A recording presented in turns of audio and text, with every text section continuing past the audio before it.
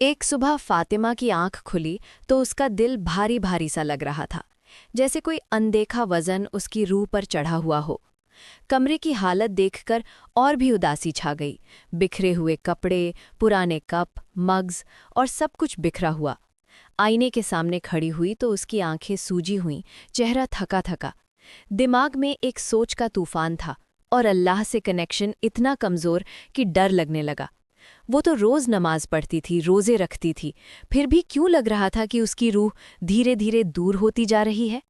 Negative विचारों से बचने के लिए उसने फ़ोन उठाया और स्क्रॉल करने लगी। अचानक एक हदीस पर नज़र पड़ी। पाकीज़गी ईमान का आधा हिस्सा है, सही मुस्लिम। ये शब्द उसके दिल में उतर गए। पहली बार लगा जैसे कोई उसे सिर्फ बाहर की सफाई नहीं बल्कि अंदर की गंदगी को भी साफ करने की याद दिला रहा हो। यही वो पल था जो उसकी ज़िंदगी बदलने वाला साबित हुआ। एक ऐसी सफ़र की शुरुआत जो उसके बाहर और अंदर दोनों को नई शक्ल देने वाली थी।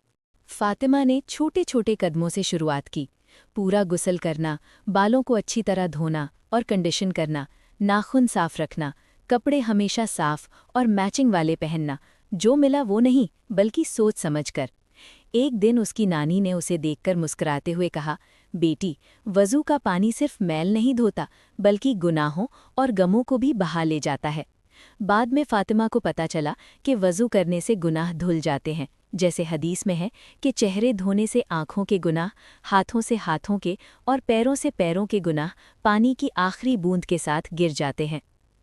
मॉडर्न साइकोलॉजी भी कहती है कि रेगुलर क्लीनिंग नर्वस सिस्टम को शांत करती है, स्ट्रेस कम करती है और इमोशंस को बैलेंस करती है।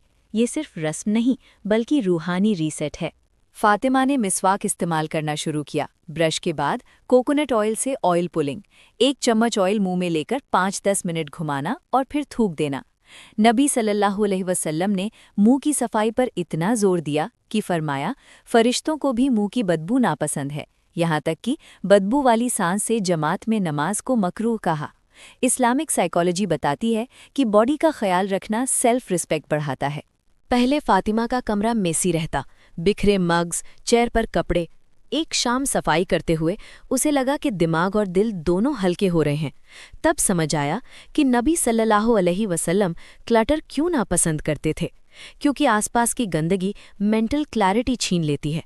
साइकोलॉजी भी कहती है कि क्लीन स्पेस एंग्जाइटी कम करता है और फोकस बढ़ाता है, खासकर इबादत या स्टडी के वक्त। फातिमा को यह एहसास हुआ कि तहारत सिर्फ बॉडी की नहीं, विचारम की भी है। उसने गॉसिप छोड़ दी, नेगेटिव स्क्रोलिंग कम की, खुद पर सेल्फ क्रिटिसिज्म बंद किया। उसकी टीचर ने कहा था, दिल की सफाई दूसरों के लिए अच्छी सोच रखने से होती है। जैसा सोचोगे वैसा बनते जाओगे। इस्लाम में इसे तज़किया तो नफ्स कहते हैं। ईर्ष्या, गुस्सा, नफरत को दिल से निकालना।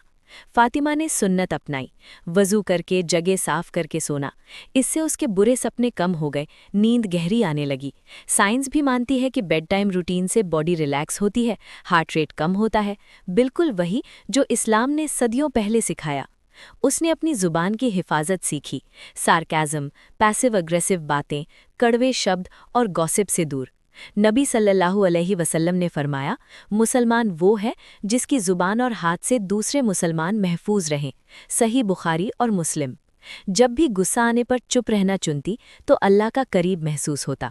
हर हफ्ते वो मुहासबा करती, खुद का हिसाब लेती, मंडे फास्ट रखती, जिक्र करती और हाइजीन को इबादत की तरह निभाती। कुछ महीनों बाद फातिमा ने फिर आईने में खुद को देखा। इस बार आंखों में सुकून की चमक थी, दिमाग शांत। उसे एहसास हो गया कि इस्लाम में क्लेanलीनेस कोई जुनून नहीं बल्कि अल्लाह की भी हुई अमानत, इस बॉडी और दिल की इज्जत करना है। ये सफ़र अभी जारी था, लेकिन अब हर कदम अल्लाह की रहमत से भरा हुआ लगता था।